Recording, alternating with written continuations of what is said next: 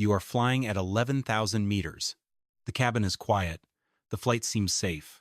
Mostly because of that famous word, autopilot. Most passengers believe modern airplanes fly themselves. They think pilots are just highly paid backup actors, sitting in a high-tech cabin. That is a dangerous lie. Autopilot is smart, but it cannot make executive decisions. It is a machine. Now enter the domino effect of a simple meal tray. A tiny bacterial pathogen on a piece of chicken. If both pilots eat that same meal, they both get sick. If both lose consciousness, the autopilot continues flying, but it cannot land itself without human input.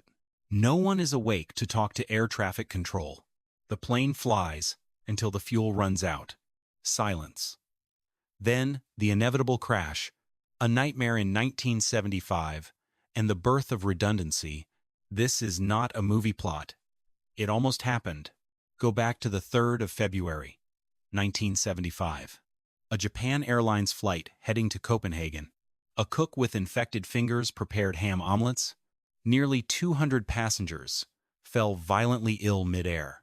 Total chaos. Luckily, the pilots did not eat the ham. They had a different schedule, but the horror shook the industry. Years later, in 2009, a co-pilot in Asia ate a contaminated meal mid-flight. He collapsed. The captain had to fly and land the plane, completely alone. These close calls forced a massive engineering shift.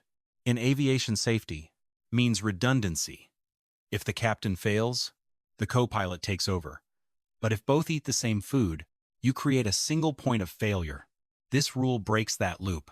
The biological battle in the cockpit and the stakes of your life. Think of a modern cockpit like a nuclear reactor. It is highly shielded, automated, and incredibly stable.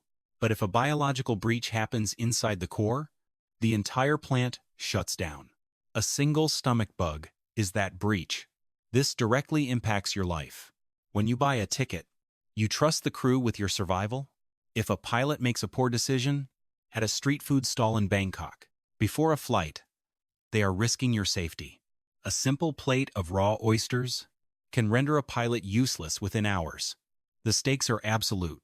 One bad bite of fish. We can decide whether you see your loved ones again. Your life is literally riding on their digestion. The secret biological security network. And the ultimate shield to stop this? Airlines built a hidden biological security system. It starts 24 hours before takeoff. Many airlines ban pilots from eating high-risk foods.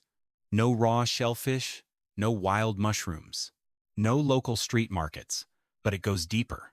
In many major airports, pilots cannot eat at the same restaurant.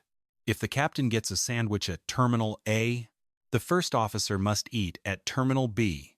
Even their in-flight meals are prepared in completely separate kitchens by different chefs using different ingredients. And if all those walls fail, long-haul flights carry the ultimate shield. A third pilot. If the primary crew gets taken out by food poisoning, this relief officer steps in backup. For the backup, a heart that cannot stop beating. Modern society runs on this concept. We build bridges with extra cables. We build databases with mirrored servers. We design systems that cannot fail, even if one key part breaks down.